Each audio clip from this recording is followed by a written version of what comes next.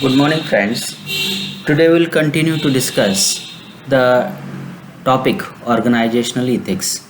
In this particular topic, we have discussed so far various aspects of organizational ethics. At the same time, we have also seen that what kind of ethical leadership should be there, what kind of leader should possess the qualities for making that organization a prosperous organization. So now let us think about the various important aspects of ethical leadership. A leader acts as a friend to the employees he is leading. This shows that a leader should have friendly communication as well as cordial communication with his employees, with his colleagues. Because if he is having good kind of rapport with his friends, with his employees, then there will be a positive kind of impact on the works of the employees. म्हणजेच काय तर leader हा अतिशय चांगल्या पद्धतीनं एम्प्लॉईजचा मित्र असला पाहिजे. कारण तो जर मित्र असेल तर निश्चितपणानं तो चांगल्या पद्धतीनं या सर्व लोकांना सोबत घेऊन त्या ठिकाणी काम करू शकेल. नवे तर त्या ऑर्गनायझेशनच्या प्रगतीच्या दृष्टिकोनातून त्या ठिकाणी प्रयत्न होऊ शकतील. अशा पद्धतीने वेगवेगळी जी फीचर्स आहेत इथिकल लिडरशिपची ते आपण पाठीमागच्या लेक्चरमध्ये पाहिलेले आहे. Now will think about the next important part that is leadership as a part of management. म्हणजे लिडरशिप करत असताना मॅनेजमेंट कसं केलं पाहिजे हे देखील आपल्याला या ठिकाणी समजून घेणं गरजेचं आहे. Leadership is a form of management and can be defined as a art of getting things done by others. Thus, the term management divides all the employees of the organization into two groups. These groups are मग दोन groups पडतात आणि ते कोणते groups आहेत बघा की managers आहेत आणि दुसरे आहेत workers. Who are the managers? Managers are the individuals in the organisation who are responsible for directing the activities of others. म्हणजे काय की those people who are directing the employees, those people who are directing giving the guidance or guidelines for the workers and the employees to work in a proper direction, those are called as managers. Manager म्हणजे कोण? व्यवस्थापक म्हणजे कोण? की त्या ठिकाणी असणारे जे एम्प्लॉईज आहेत त्या एम्प्लॉईजना विशिष्ट पद्धतीनं काम करण्यासाठी मार्गदर्शन जे करतात त्या लोकांना मॅनेजर म्हणतात. आणि वर्कर कोण? तर workers are the individuals who are working under the control of the managers or leaders. म्हणजे those people, those employees who are working under the guidance, under the capacity under that particular manager, and that is called as the worker. Worker म्हणजे कोण? की विशिष्ट अशा अधिकाऱ्याच्या हाताखाली काम करणारा व्यक्ती की जो त्या व्यक्तीचं गायडन्स घेऊन, त्या व्यक्तीचं मार्गदर्शन घेऊन त्या ठिकाणी काम करत असेल त्याला वर्कर आपण म्हणतो. So these are the two important groups who are working in the organisation. ऑर्गनायझेशनमध्ये हे दोन ग्रुप अतिशय चांगल्या पद्धतीनं काम करत असतात आणि ह्या ग्रुपचं कामाची जी पद्धत आहे या पद्धतीचा अभ्यास या ठिकाणी करणं गरजेचं आहे. आता त्या ठिकाणी लिडरशिपमध्ये काय काय इन्व्हॉल्व्ह होऊ शकतं ते या ठिकाणी आपल्याला बघायचं. Leadership involves planning, organising and controlling the resources of the organisation so as to achieve the goals and the objectives of the organisation. The managers of the organization make some rules to coordinate and control their subordinates in the right manner. These rules can be determined by the environment and the culture of the organization. These rules also define the relationship of the managers with their subordinates and the peers. These rules defined by the managers of the organization are termed as descriptive ethics because no one is forced to follow them. Friends, it is very important that what a leader have to do. What is the function of the leader? लीडरचं function काय आहे बघा की planning आहे, नियोजन करणे, organising विशिष्ट पद्धतीच्या कामाचं आयोजन करणं किंवा काम करत असताना ते कोणकोणत्या स्टेप्सच्या आधारे त्या ठिकाणी करायचं आहे हे या ठिकाणी लक्षात घेणं गरजेचं आहे. Controlling means controlling not only the human resource but also the other resources of the company, other resources of the organisation. म्हणजे जे काही फिजिकल रिसोर्सेस आहेत त्याचंसुद्धा नियंत्रण करणं हे लिडरशिपचं काम असतं किंवा मॅनेजरचं काम असतं की जे जर त्यानं व्यवस्थित केलं तर निश्चितपणानं त्या कंपनीचे जे ध्येय आहेत किंवा त्या कंपनीचं जे उद्दिष्ट आहे एका वर्षात विशिष्ट असं अशा पद्धतीचं टार्गेट अचीव करणं जे आहे तर ते साध्य होऊ शकतं. The managers of the organizations make some rules or to coordinate and control their subordinates in the right manner. आणि याच्यासाठीच कोड ऑफ इथिक्स पाहिजे, याच्यासाठीच डिसिप्लिन मेंटेन करण्यासाठी किंवा विशिष्ट पद्धतीची त्या ठिकाणी शिस्त निर्माण करण्यासाठी काय हवं आहे, तर निश्चितपणानं त्या ठिकाणी ऑर्गनायझेशनसाठी कोड ऑफ इथिक्स म्हणजे नियमावली त्या ठिकाणी असणं गरजेचं आहे. आणि जर असेल तर निश्चितपणानं ते त्या सबऑर्डिनेटना कंट्रोल करण्यासाठी, त्यांच्यावर नियंत्रण ठेवण्यासाठी, त्यांना विशिष्ट दिशेनं गती देण्यासाठी त्या ठिकाणी उपयोगी पडू शकतात. These rules also define the relationship of the managers with their subordinates and peers. These rules defined by the managers of the organization are termed as descriptive ethics. लक्षात ठेवा, या इथिक्सना काय म्हटलं जातं तर डिस्क्रिप्टिव्ह इथिक्स म्हटलं जातं. आणि यासाठी ते डिफाईन करणं, निश्चित करणं त्या ठिकाणी अत्यंत महत्त्वाचं असतं. तर अशा पद्धतीनं आपण या ऑर्गनायझेशनल इथिक्समध्ये काय पाहिलेलं आहे तर कशा पद्धतीनं ही जी कोड ऑफ इथिक्स डिफाईन करणं गरजेचं आहे हे आपण या ठिकाणी पाहिलेलं आहे. The moral awareness of the managers can be ascertained by the organisational administration. Management ethics in an organization deals with the morality and conduct of the individuals and the responsibilities of the management. लक्षात ठेवा, या ठिकाणी code of ethics हे केवळ एम्प्लॉयीसाठीच तयार केलेले असतात असं नाही, तर ते कोड ऑफ इथिक्स काही ऑब्लिगेशन हे मॅनेजमेंटवर सुद्धा तयार करतं किंवा काही नियम हे मॅनेजमेंटच्या दृष्टिकोनातून सुद्धा तयार केले जातात की जे मॅनेजमेंटनं फॉलो करणं गरजेचं असतं, की जे मॅनेजमेंटनं जर फॉलो केलं तर निश्चितपणानं त्या कंपनीच्या डेव्हलपमेंटमध्ये एक महत्त्वाचा माइलस्टोन क्रिएट होऊ शकतो. Therefore, ethical management or ethical leadership deals with the issues relating to the managerial misbehavior and the moral conduct of the management. लक्षात ठेवा, मॅनेजरियल मिसबिहेवियर काही जर झालं असेल किंवा एखाद्या मॅनेजरकडून काही चुकीचं वर्तन झालं असेल तर त्यालासुद्धा विशिष्ट प्रकारच्या कोड ऑफ इथिक्समध्ये काय फाईन करायचा किंवा काय पनिशमेंट करायची हे देखील त्या कोड ऑफ इथिक्समध्ये डिफाईन करणं गरजेचं आहे. आणि ते डिफाईन जर झालं तर निश्चितपणानं त्या यंत्रणेला एक विशिष्ट प्रकारची चालना मिळू शकते. Ethical issues in the organisation. Friends, now let us think about this particular point. काय इथिकल इश्यूज कोणकोणते असू शकतात तर there exist many different ethical issues in the organisation or at the work place. काही इथिकल इश्यूज किंवा काही debatable issues, वादग्रस्त काही विषय किंवा वादग्रस्त काही प्रश्न त्या ठिकाणी निर्माण होऊ शकतात. आणि हे जे प्रश्न आहेत हे प्रश्न त्या ठिकाणी जर सॉल्व करायचे असतील तर त्याच्यासाठी आपण काय करायचं ते नंतरच्या भागात बघू. पण आता आपल्याला कोणत्या प्रकारचे इश्यू किंवा प्रश्न निर्माण होऊ शकतात हे या ठिकाणी पाहिलं पाहिजे. Identifying the conflict issues in the organisation and trying to avoid them.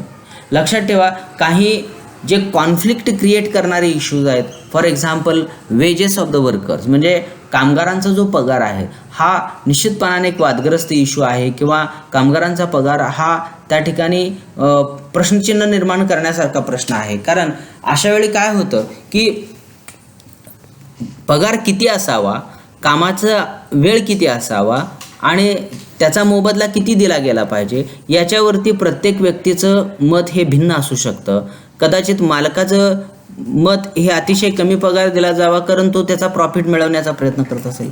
वर्करचा जर विचार केला तर वर्कर म्हणत असतील आम्हाला अधिक पगार दिला जावा कारण आम्ही 8 तास काम करतो तर आम्हाला त्याच्या अनुषंगानं पगार जास्तीत जास्त मिळावा ही वर्करची डिमांड असू शकते. पण जर आपल्याला एखादी ऑर्गनायझेशन रन करायची असेल तर त्या ऑर्गनायझेशनला रन करत असताना आपण प्रॉफिट त्या ठिकाणी बाजूला काढून त्या ठिकाणी वर्कर्सना पेमेंट केलं पाहिजे किंवा त्याच्या अनुषंगानं किती आपण पे करू शकतो याचंसुद्धा प्रॉपर डिफाईन करणं गरजेचं असतं. Second important issue is that deciding different methods to motivate employees. लक्षात ठेवा, deciding different methods to motivate the employees. काम करणाऱ्या लोकांना प्रोत्साहनपर काही योजना तयार केल्या पाहिजेत. कारण जर त्यांना आपण प्रोत्साहन दिलं तर निश्चितपणानं त्या ठिकाणी कामगार चांगल्या पद्धतीनं काम करतात, कामगार मोटिवेट होतात, कामगार इन्स्टिट्यूटच्या भल्याच्या दृष्टिकोनातून विचार करायला लागतात. काही त्यासाठी कंपन्या काय आयोजित करतात, काही कंपन्या कल्चरल प्रोग्राम आयोजित करतात, संस्थेच्या ऑर्गनायझेशनच्या खर्चातून ऑर्गनाईज करतात. काही ऑर्गनायझेशन्स या ट्रिप आयोजित करतात, काही ऑर्गनायझेशन ह्या एम्प्लॉईजच्या वार्डसाठी किंवा एम्प्लॉईजच्या मुलांसाठी काही बक्षीसपर योजना त्या ठिकाणी जाहीर करतात. म्हणजे यातून काय होतं की त्या कंपनीत काम करणाऱ्या एम्प्लॉईला हे वाटलं पाहिजे की company is very much thinking about us, it is thinking about our welfare. आपल्या वेलफेअरचा, आपल्या भल्याचा विचार ही कंपनी करते आहे, तर कंपनीसाठी आपण जादा वेळ दिला पाहिजे, कंपनीसाठी आपण हार्डवर्क केलं पाहिजे. अशा पद्धतीच्या त्या ठिकाणी इश्यूज क्रिएट होतात. पण ते सॉर्ट आऊट करण्यासाठी आपण नियमावली चांगल्या पद्धतीने जर बनवली तर ते अतिशय फायदेशीर होते. Protecting the secret information of the organisation.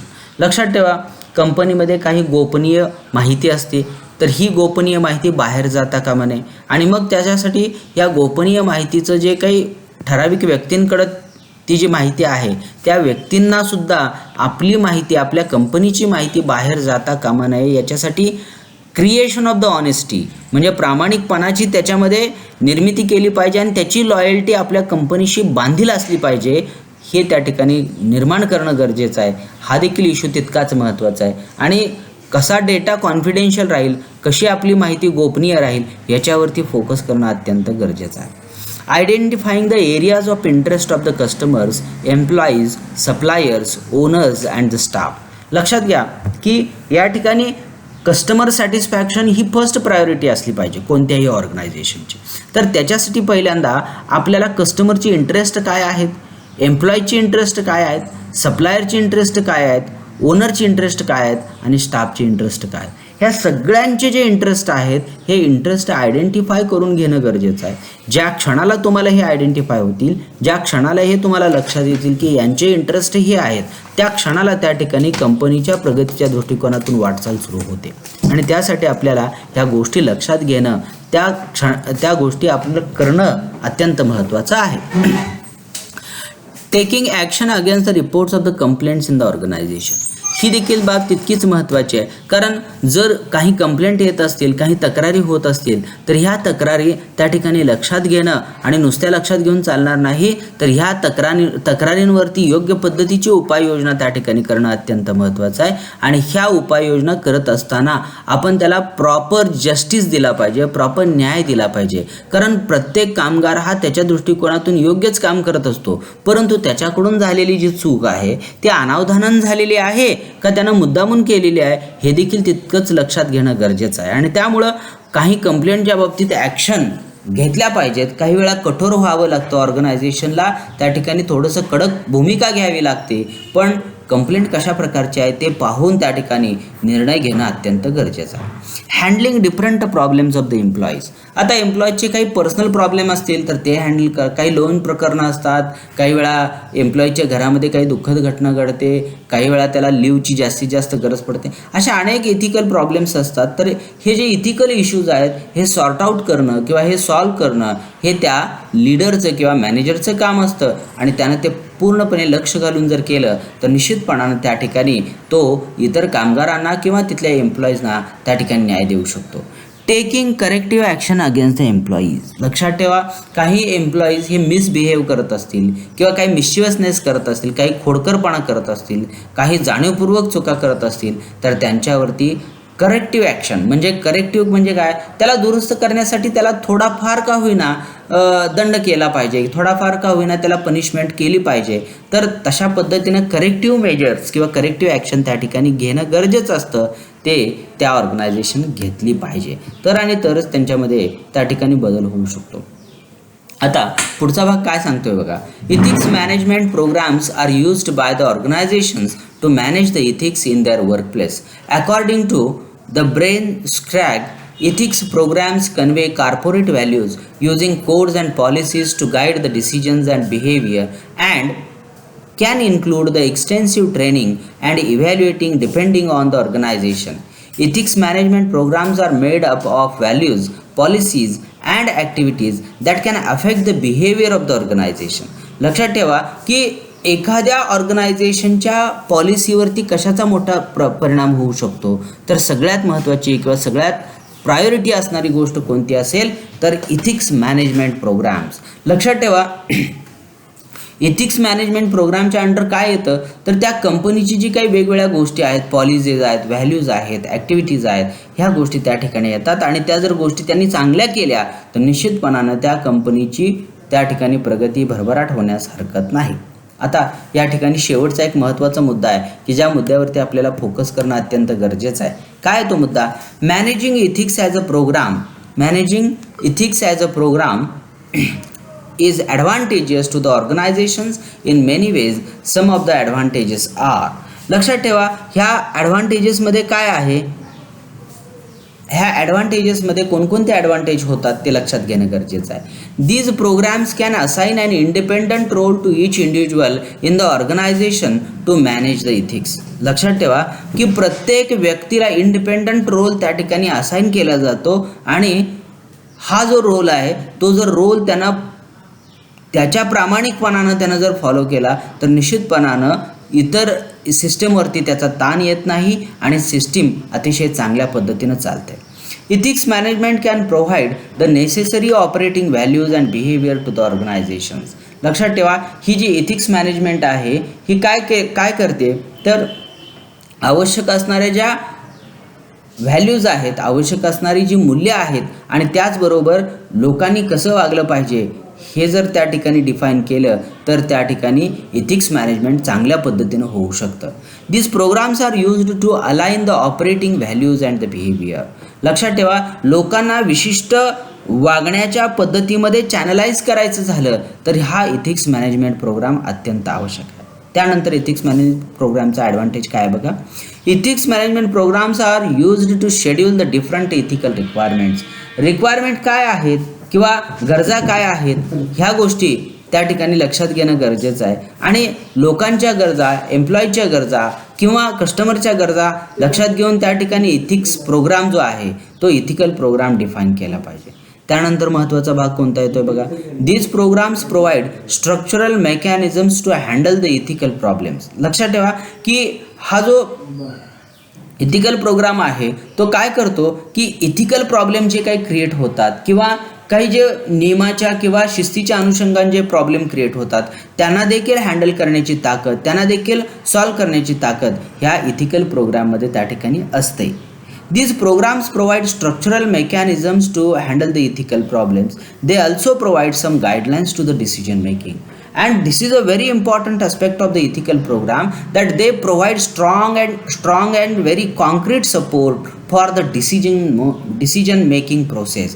निर्णय घेण्याची जी प्रक्रिया असते त्या प्रक्रियेमध्ये त्या ठिकाणी अत्यंत चांगला सपोर्ट कशाचा मिळू शकतो तर इथिकल प्रोग्रामचा मिळू शकतो आणि म्हणून त्या ठिकाणी आपल्याला इथिकल प्रोग्राम्स घेणं किंवा त्या ठिकाणी इथिकल प्रोग्राम रन करणं अत्यंत महत्त्वाचं असतं आणि त्यासाठी आपल्याला ह्यावरती फोकस करणं गरजेचं आहे. इथिकल प्रोग्राम्स म्हणजे काय, इथिकल कोड ऑफ कंडक्ट म्हणजे काय ह्याच्यावरती फोकस करणं गरजेचं आहे. So with this words today I would like to conclude the lecture on ethical organizational ethics.